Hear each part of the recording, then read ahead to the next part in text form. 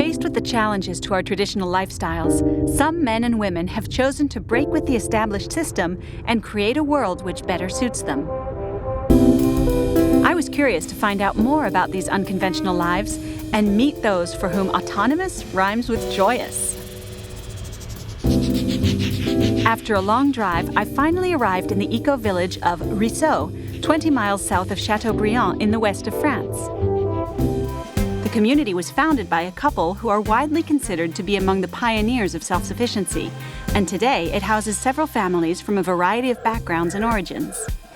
I can't wait to find out what self-sufficiency within a collective looks like on a daily basis. The first thing I discover is that the village has 3 dwellings: a small earthen house, a yurt, and a bit further away, a large stone house which would seem to date back to another era. The path leads instinctively towards this last dwelling, which is where the amazing story of this remarkable couple has played out since they first met. Patrick and Brigitte Barra were both convinced that happiness could be found in a certain simplicity, and have turned their lives into an experiment in self-sufficiency. So this is the solar water heater that I built 40 years ago and which still works just fine. Those are the solar cells which provide electricity, greenhouses which provide heat. There's a heat bank in the greenhouse which stores calories. A solar dryer at the other end of the greenhouse which enables us to dry fruit. And then on the roof you can see the wind turbine. There are 6 square meters of flexible solar cells there, another greenhouse there. We've got almost all we need. Since June 14th and 15th, 1997, in other words, just over 20 years ago, we've been completely self-sufficient in electricity. What is remarkable is that we have all the comforts that we need, what we call comforts anyway. We have lights, a vacuum cleaner, internet, television, a washing machine, and other appliances. We haven't deprived ourselves of anything. I'm impressed by what Patrick tells and shows me. Their desire for independence drove them to completely rethink the whole system of traditional energy consumption. Both creative and visionary, they've drawn upon the knowledge gleaned from books and from people they've met along the way. Their philosophy could be summed up in a desire to get closer to the elements of nature and connect with its energy, which logically led to a rethinking of their water supply. When we decided to become self-sufficient in water, we had this zone, a rather peculiar 80 square meter building. We built another house behind it. So in all, there's a water catchment area of 160 square meters. Rainwater runs down the tiles, drips into buckets all around the zone, and we collect the buckets and take them to the water tanks. What's more, the water is free of any bacteria because it's kept out of sunlight, and at a temperature of 12 degrees, bacteria only spreads at 17 degrees. So this is excellent drinking water.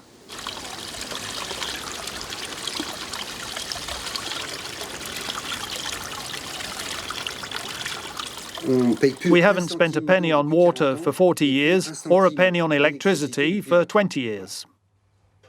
What we eat is also central. We're interested in our health above all, and so we eat very little meat, at least only occasionally. We're 80% self-sufficient in vegetables. We still have to buy things like oil, dried fruit, and cereals. And every so often we treat ourselves. I'm not a wine grower, but I do like wine, so we buy our wine. Whether it's energy, water, or food, self-sufficiency is a daily reality for Brigitte and Patrick. I'm pleasantly surprised not just by their welcoming house, but by the inspiring and exemplary way of life this extraordinary couple lead. Their commitment is touching, as is their deep desire, which started when they were still very young, to very simply be the change they wish to see in the world.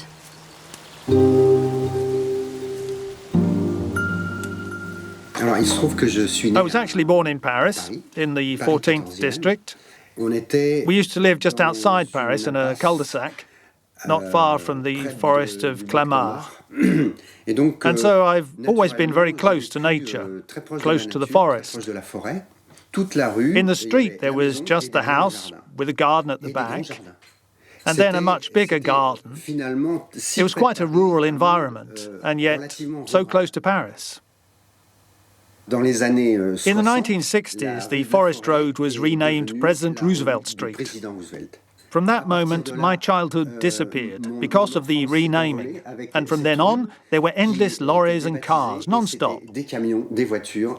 All I could see were traffic jams and pollution. I could see it, but no one else could. We should have been worrying about these issues then. Well, at 14, 15, I was worrying about them. Then the events of 1968 came along with the slogan Métro Boulot Dodo, the rat race, which was a comment on modern life. As far as I was concerned, it was too intellectual, too facile. It was easy to go on demos, to hold up banners. It was easy to shout slogans, asking others to change things. I always believed that change had to start with me. I had to put my own house in order if I wanted to be true to my ideas.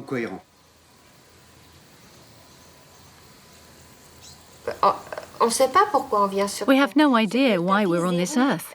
It's laid out for us. We follow a path, but we don't know where we're going.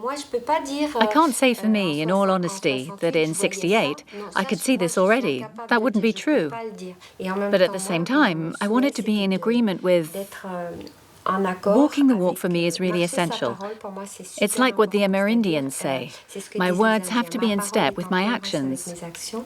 If you have ideas, then you need to put them into practice. If you have a vision, a dream, you need to live it in real life. In 1968, I was 22 years old, and that's when I met Brigitte. We both said that if we wanted a better world, we had to start by living with less and sharing more. So we left Paris and bought a small house. We were supplied by the water company, the Lyonnaise des Eaux, for drinking water, for flushing the toilet. We had electricity too. But we soon realized that there was so much waste involved, and we were so dependent. So we decided to find an alternative way of doing things, and proving that we could do so much with so little. We saw the rise of the nuclear industry, for example, and we thought that this was extremely serious, and that you couldn't take chances with nuclear energy. We went on a demo in Nantes. In fact, we were at the head of the march with our children, and we came back home. We turned on the lights and realized that it didn't make sense. We were being inconsistent, so we decided that one day we'd be completely self-sufficient.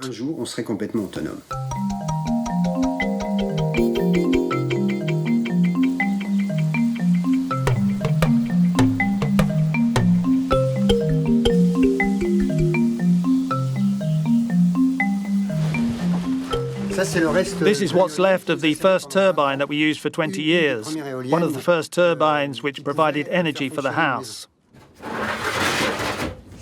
This is the spindle. What's interesting is that for 20 years, this little generator provided all our electricity. The role of the turbine was to keep this turning in order to produce electricity. So if you plug this in, it becomes a motor. But conversely, if you make the motor turn, it's the motor which provides electricity. Amazingly, it's only as big as a bottle of water, and yet all our self-sufficiency came from this. Little by little, we freed ourselves from the artificial needs that society imposes on us. And something became abundantly clear. We are human beings living on a planet which provides us with all we need in abundance: water, soil, air, wind, fire, sun, etc. We realized that natural elements had been turned into buyable commodities. So we decided not to buy into the system. Our aim was not to exploit, but to benefit from what nature provides, and to avoid artificial products as much as possible. In the end, it's about returning to a very simple life, and I don't really understand why more people don't do it.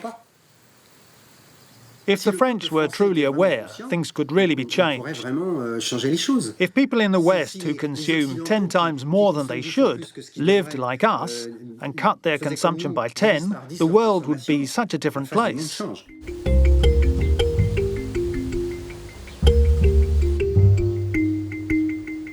We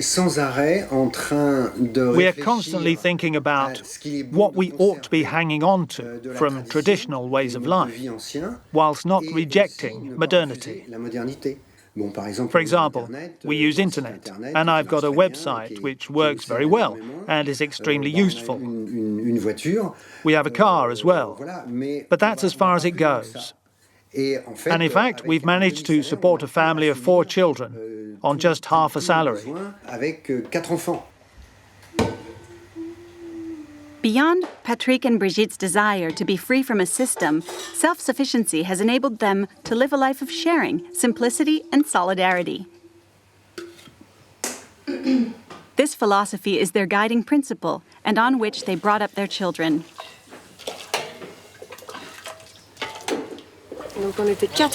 There were 4 of us, and it was hard for our parents, because 4 children need looking after. You could say that we were the guinea pigs in their experiment. At times it was amusing because we spent a lot of time dealing with pee and poop. We had litter trays for toilets, so I didn't really invite people round who weren't aware of... because, you know, we didn't have toilets. It was difficult to say to friends, we don't flush the toilet here, and tell them, here we do things differently, because we're in a whole process of awareness. I think it did make them think, but I hadn't come to terms with it. I would just say, oh, it's my parents. You have to deal with them. That's how it was for me. So I left home because I'd had enough of it, and I needed to find out things my own way. So I became a consumer and ate like everyone else. I needed to try things for myself, and when I started to have... it was when my body reacted with stomach aches and so on. I saw what others were eating, without looking what was in the food. They just weren't really aware. But for me, it was my body that told me to return to nature, to return to a simpler way of life.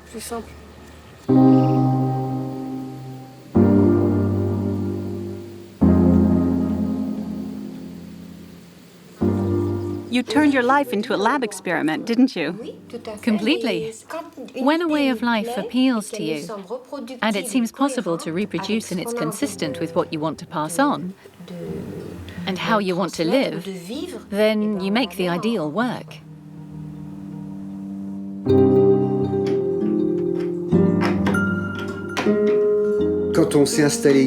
When we moved in here in 1976, our aim was to live according to our ideals.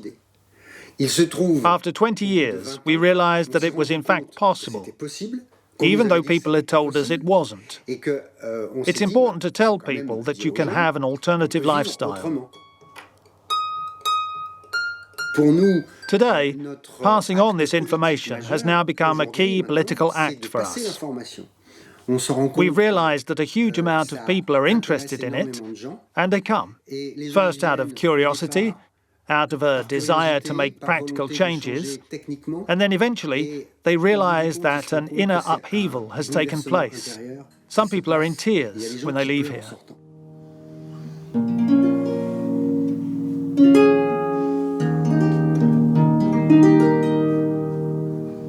It's a beautiful and touching story of love and freedom that started when they were young. But it hasn't been without its pitfalls. It's been the strength of their belief which has enabled them to lead this self-sufficient life.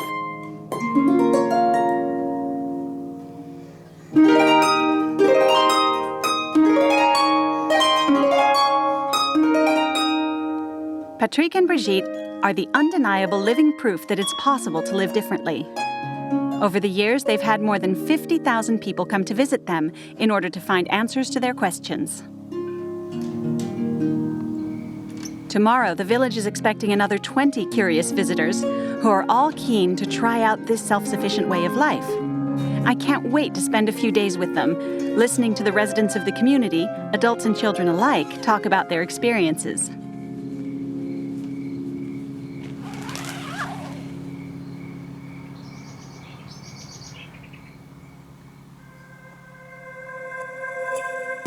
Some will be coming with the real intention of changing their lives, and some simply to learn a few practical tips. They're all prepared to learn from this amazing training center in self-sufficiency. The participants will be arriving first thing in the morning. Patrick's aim in this first talk is to provoke some strong reactions. So, I want us to work together. What do you need to produce an egg? It's not even a case of something not seeming right, it's an absolute absurdity. I feel like we should go through it all together. It all starts in some mines in Uganda. Ore is extracted to make iron and then to make steel, which is then manufactured in order to construct power plants. So there's already a whole lot of energy, which is never taken into account, which is produced before we get to the nuclear plant. Then there's the chemical industry and the oil, which produces fertilizer, plastics and weed killers. Then chicken are reared in factories, battery farms, which is basically the same thing. Chickens suffer from both stress and illness brought about by injections and overpopulation. So, all that to produce an egg and leave us with manure that's completely contaminated. I think this is a good example of how things work. I felt aware of all this intuitively 25 years ago, and I thought that, personally, I didn't want any of it. Didn't want to be involved in it. Here, just our kitchen waste and a few local grains are enough to feed chickens and produce a year's worth of eggs and of protein. The global solution would be to rediscover our self-sufficiency through natural elements above the soil in vegetation and organic substances. There we are.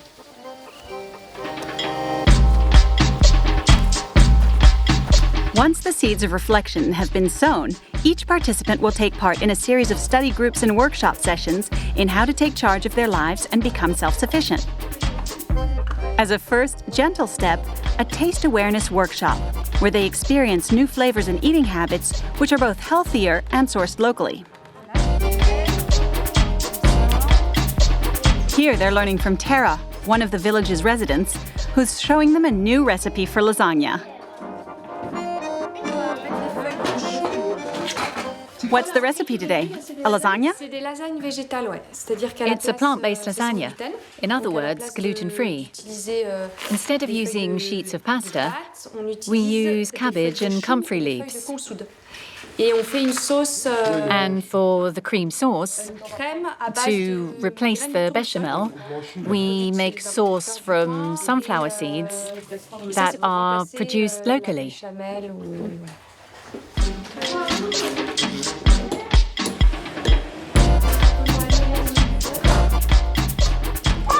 More oil?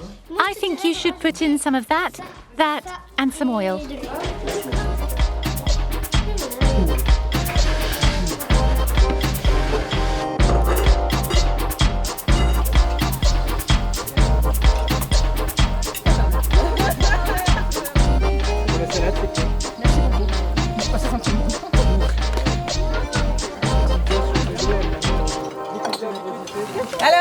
So, today it was vegetal lasagna with cabbage and comfrey leaves. Then the filling was quinoa, carrots, sweet corn, a few olives. And to replace the cream, we made a sauce from sunflower seeds.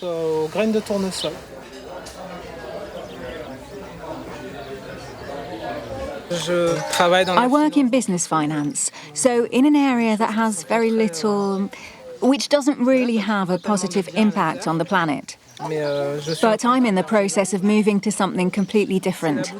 It's the culmination of a journey which started several years ago, helping me to reconnect to what is really essential. It's about a whole search to take back control of our way of living, and self-sufficiency is a part of it. Perhaps even the main part. It's the precondition of freedom.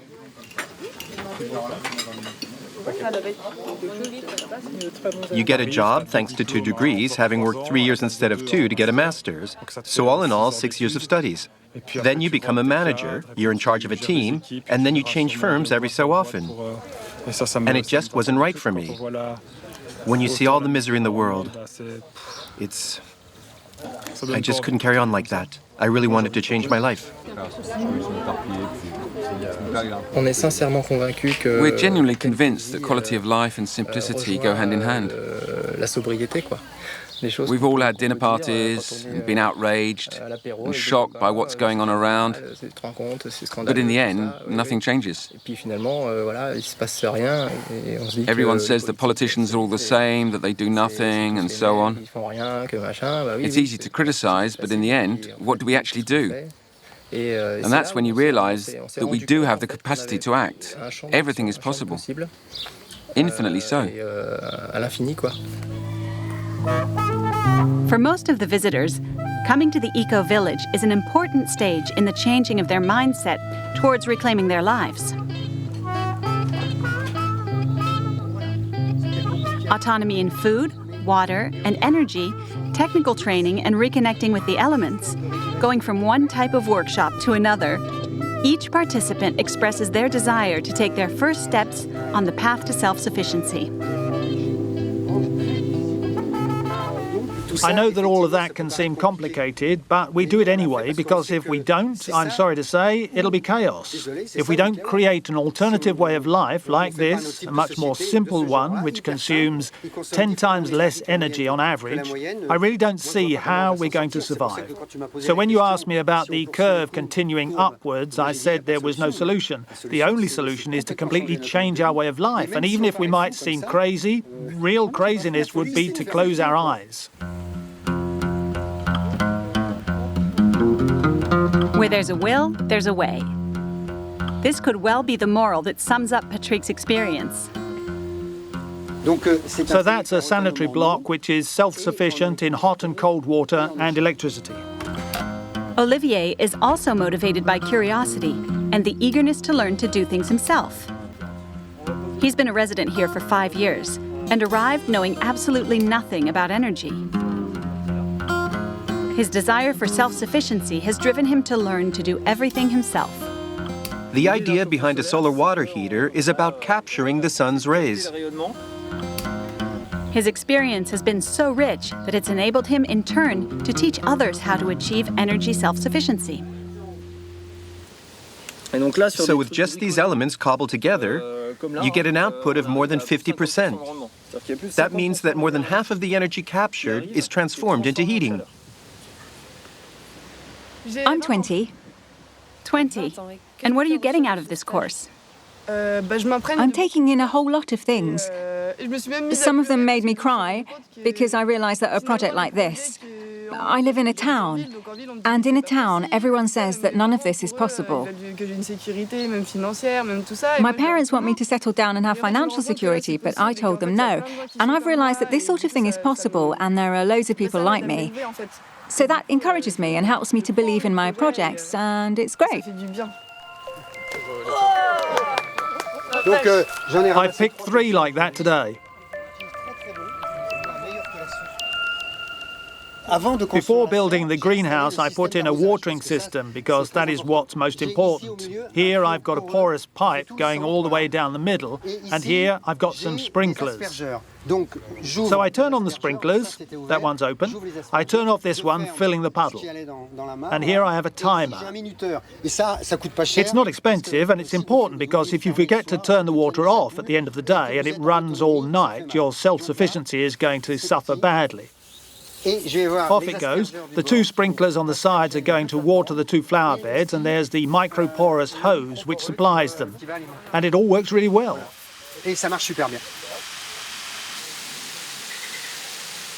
The whole greenhouse is full of lettuces. We're going to be able to extend their growth period and have lettuces all through winter. Then, in the spring, we'll sow again in the greenhouse. So, even if there's a cold snap, we've still got plants growing. Here we have some beautiful carrots. I'm trying to sow some more. There we have runner beans and more lettuces here.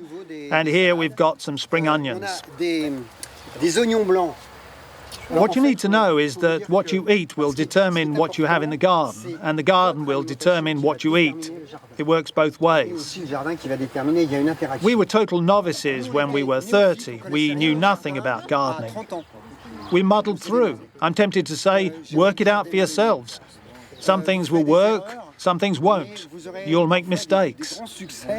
That's how it is. Use common sense and give it a go.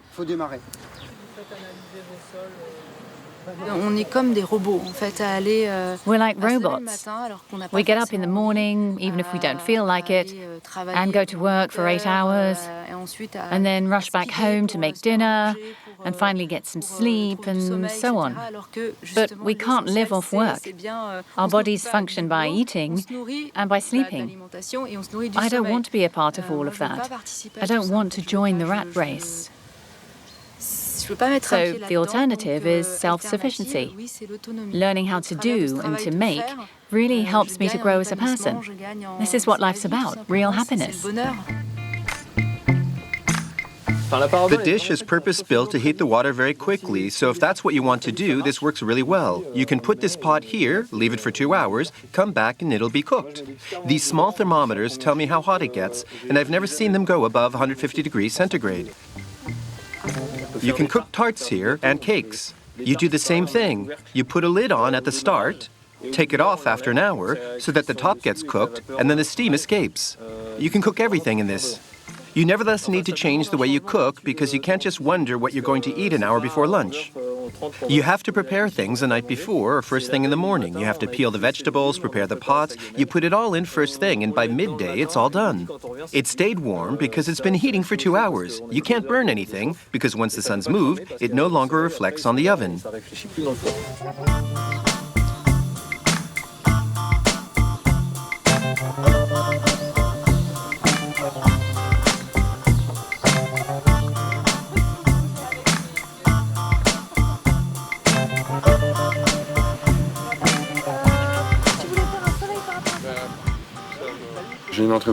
I have a company and work as a consultant in energy saving for industry and shopping centres, so not exactly connected to nature.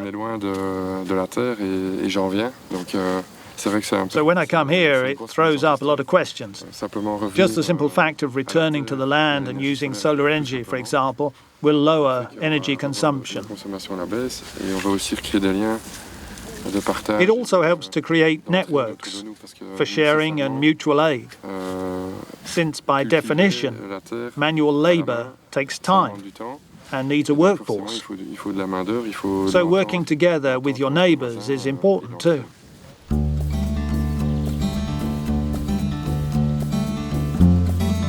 Taking time to reconnect with oneself and to the elements, sharing with and helping others to get the most out of the land and the sun.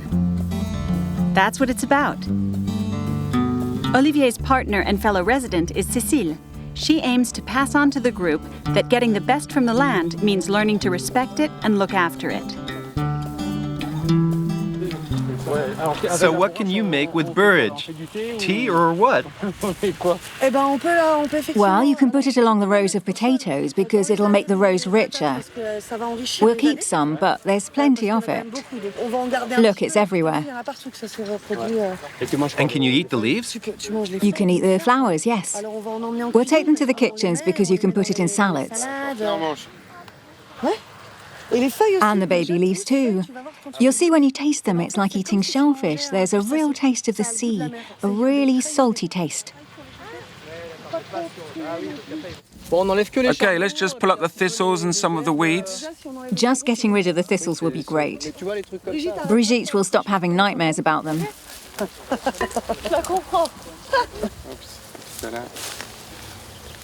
Oh, that's great, really great.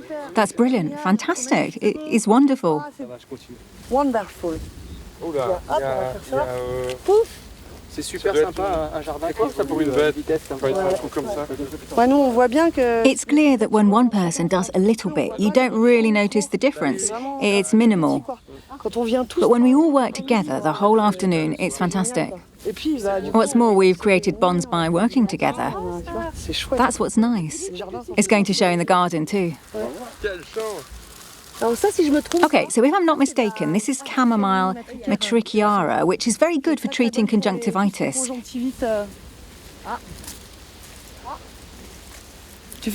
You just make a chamomile infusion, and then with a little eyedropper, you can put some in your eye if you've got an infection. It's really effective. It helps with all sorts of allergies too.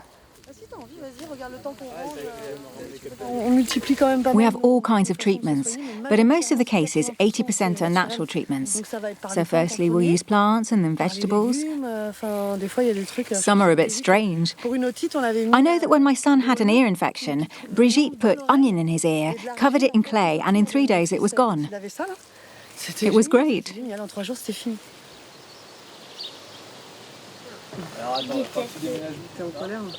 Ow!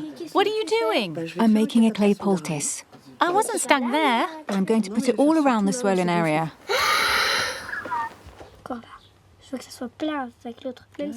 Cécile and Olivier wanted a simpler life for their children, closer to nature. So they came to live in the eco-village, alongside Brigitte and Patrick nearly 5 years ago. Living in this comfortable yurt, their life choice is centered around self-sufficiency. They're bringing up their children, Méline and Jolane, in a spirit of freedom. I was born in the southeast suburbs of Paris. I was interested in social work and became a children's counsellor, which I was passionate about.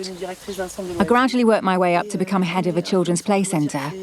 When I set up my first play centre, I had a fabulous team around me, and Olivier joined it a year later. That's how we met, and it was a wonderful meeting. Obviously. I used to look at the mad world around me. I used to think, who are all these people rushing about, going round in circles, getting up, going to work, coming back exhausted, and who can't take it anymore? Everyone tears strips off each other, bad-mouths each other. Something didn't seem right. I didn't see the point of having kids. But meeting Olivier rekindled my desire to have them. And so we thought we should try, and maybe we could work towards something better.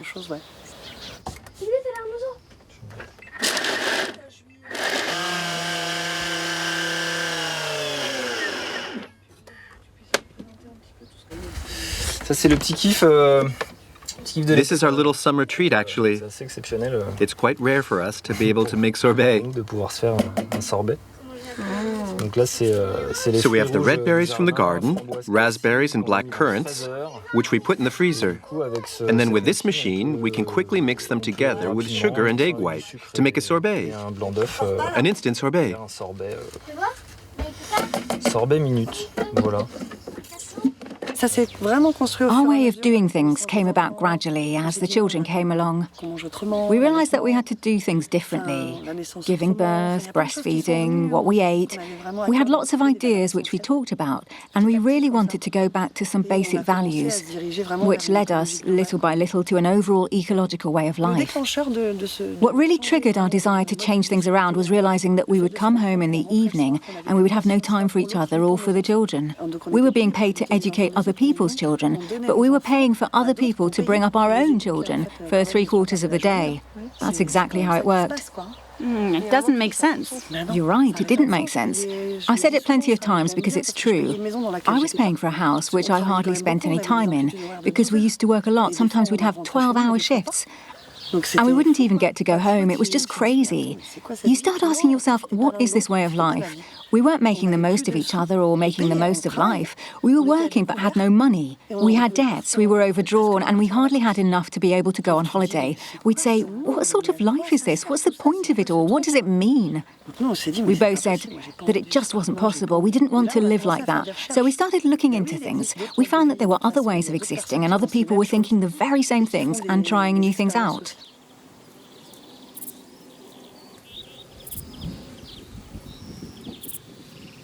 Jolan was only just 2 years old, and we decided that we'd talked enough about it. We'd done enough research. It was now time to make our dreams reality. We couldn't face another bill. We wanted to have the time to enjoy our lives. So that meant reducing our needs to an absolute minimum so that we could have time to make the most of our life. We met Patrick and Brigitte, which gave us a huge boost. And we realised that it was totally possible to have an alternative way of life. And we thought, wow, that's great. We could even create a collective. Just like Tara, Christelle, and Olivier, Cécile wanted to pursue her activities locally. So the question we wanted to ask you is this. What do you understand by the term conscious or non-violent communication? When Cécile moved in, she decided to use her skills for the good of the community. Brigitte and Patrick's objective was to transmit their ideas. This mission has today become the solid base on which the collective is built. And now we're going to look at the whole area, the whole continent of relationships.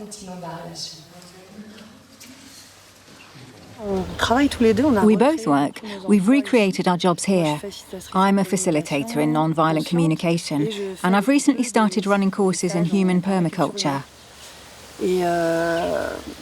Olivier deals with everything to do with energy, solar water heaters, and self-sufficient equipment.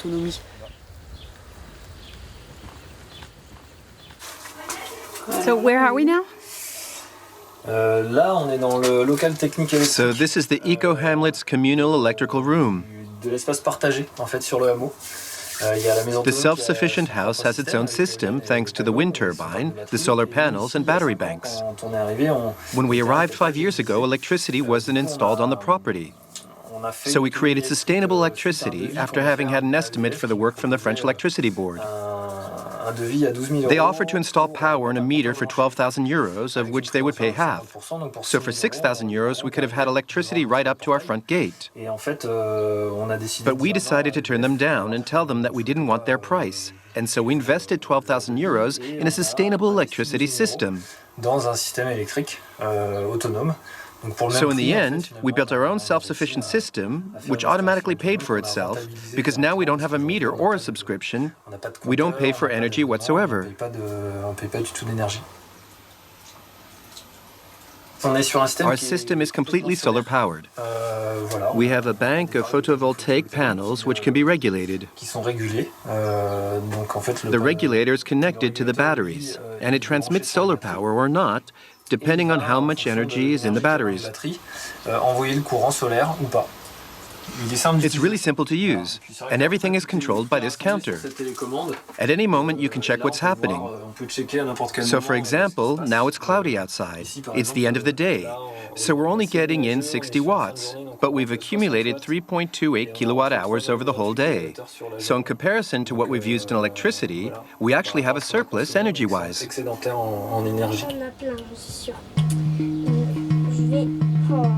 Water, food, energy, health. The principles of self-sufficiency are well ingrained at every level of family life. Since they wanted to bring up their children in line with their own ambitions, Olivier and Cécile decided to follow their principles to the full by taking on the sole responsibility for the education of Méline and Jolan. They have absolutely no contact with school, whereas their friend Maya, who has come to visit, is still within the traditional school system. So you share this room, do you? Yeah, I sleep in the bed at the top. They're not beds, they're more like cabins. Yes, we've made little cabins so that we can really hide away. Jolan's first year at primary school was a difficult one. We noticed how much he changed during the year. He was much less enthusiastic and spontaneous. Normally children are always playing, and he'd always been such a happy child since birth, which had thrilled us. We'd invested so much in him since he was born. I would read him stories, we would sing songs, recite poems. It was a big part of our life. So going to school was dreadful for him, really horrible, and he'd have fits of anger. We couldn't go on. We couldn't see our child no longer enjoy reading or writing. It just wasn't on. It was impossible to go on like that. Reading and writing are how we communicate. So we said to him that we knew that there was a network of homeschooling in the area and that lots of people had homeschooling, so we suggested meeting them. One by one, while he was at school, we met the families, first by themselves, then as a group. Seeing all these children not going to school and learning in a different way, not being forced to sit behind a desk all day to work and learn, changed everything. Suddenly, Jolan and Méline came out and said that they'd had enough and didn't want to go to school anymore. She could see that we didn't enjoy going to school anymore. She could see there was a problem. So she took us out of school. She managed to get us out of school, and then she found the homeschooling network, which had about 30 families. She bought books. She bought all these, made these shelves, and she bought a homeschooling cupboard. It was the end of August, beginning of September, and we wrote a formal letter to the National Education Department saying that we were going to be homeschooling our children. You just write a letter to the Ministry of Education and tell them our children will no longer be attending school? Yes, because the law says that you are legally obliged to educate your children, but it's not a legal obligation to send them to school. Schools are just one form of providing education, but there are other ways of doing it, including homeschooling. Doll. Great dressing gown.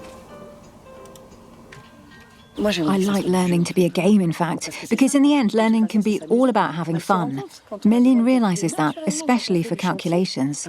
When we're building something, we have to know how to multiply, how to measure, how to calculate, like when you're cutting wood. So this is part of her everyday life with all the building we do. She loves watching all the building work, and so multiplication is part of her life, constructing things, making things that we need for every day. That gives the learning meaning.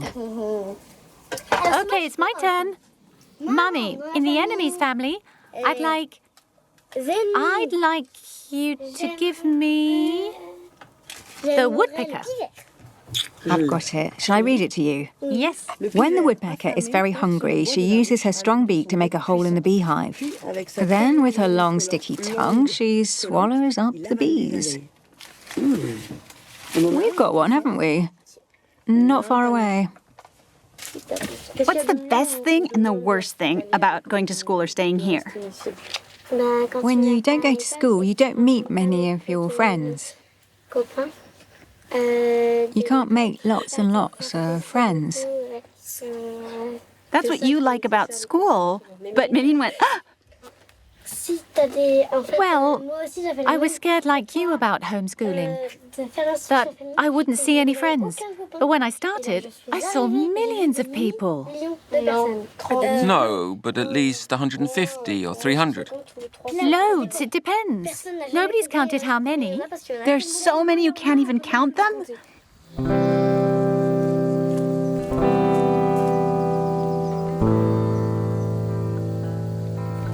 Méline and Jolan have bad memories from their experiences at school. But today, they seem happy and fulfilled in this way of life, where everyone can learn and make progress at their own pace. They're always keen to learn new things.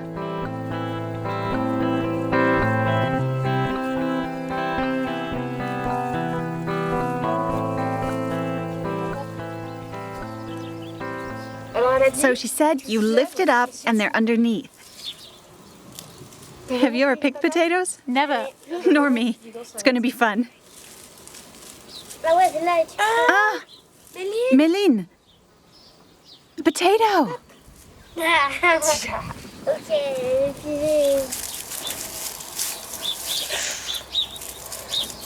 Show me.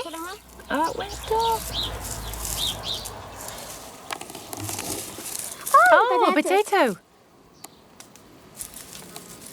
And another one. Wow, good harvest. Loads. It's the first time I've picked any. But the work's not finished. We have to cook them now, don't we? Yes. Let's go.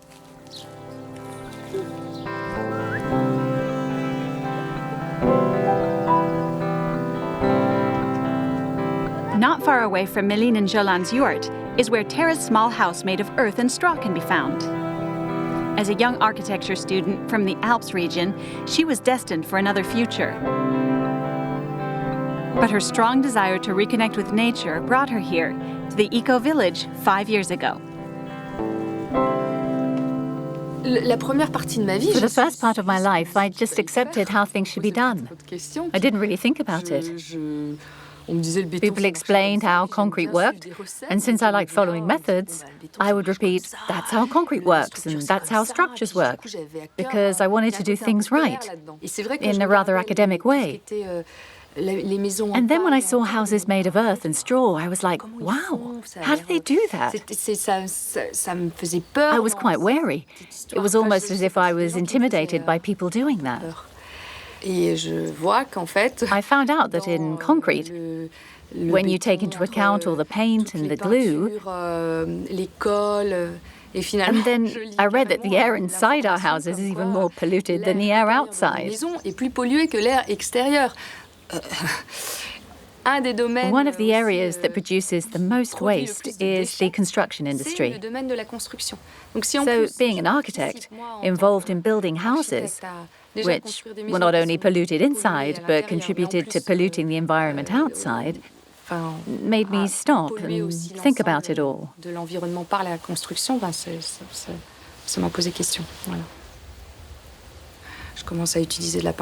I started to use eco-friendly paint and to get interested in alternative energy sources. I was working in Noirmoutier, on the west coast of France. And above all, I could see the astronomical sums spent on building homes. Somewhere inside me, an idea was sown, since my needs are fairly modest. And I dreamt of having a small, simple place to live in. Something basic. And so I helped out on some collaborative construction sites for those building their own homes. It was a good lesson in humility, because even though I'd been to architecture school and worked in a firm, I realized I had to learn from scratch. I helped in the building of this house, in all the stages of construction from the beginning, but I didn't realize I was actually going to live in it. I did it to lend a helping hand. But also because I was really interested in building something so basic. I'm making sure that these are really stones and not just little lumps of clay. What are you two doing? Making slurry. Clay soil mixed with water.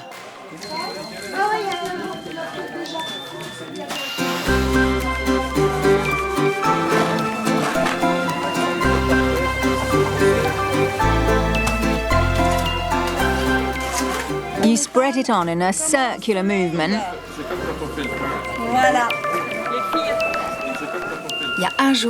And then one day, I realized what self-sufficiency was. Something clicked. I'd understood on an intellectual level, but something happened physically. And I thought to myself, wow, living here is like living on a boat.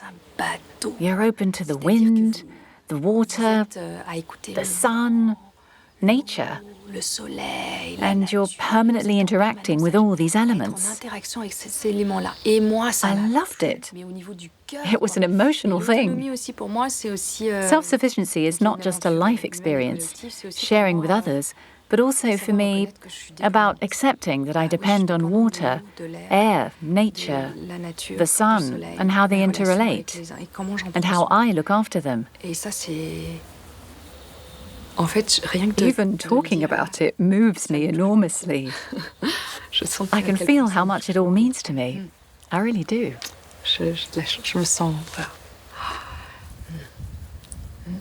Maya, assez sous, et Maya.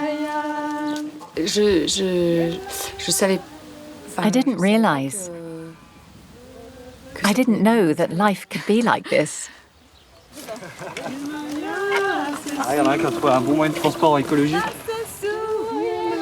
The visitors have all gone home now, with the firm desire to do what they can to change their own lives. Whether it starts off a radical change of life or simply brings them new ways of doing things, being immersed in a simple, common-sense way of life will help them to understand that another world is possible. The residents of the eco-village are both inventive and visionary, living proof that there is a sustainable future for humans on the planet. They have taken back control of their lives.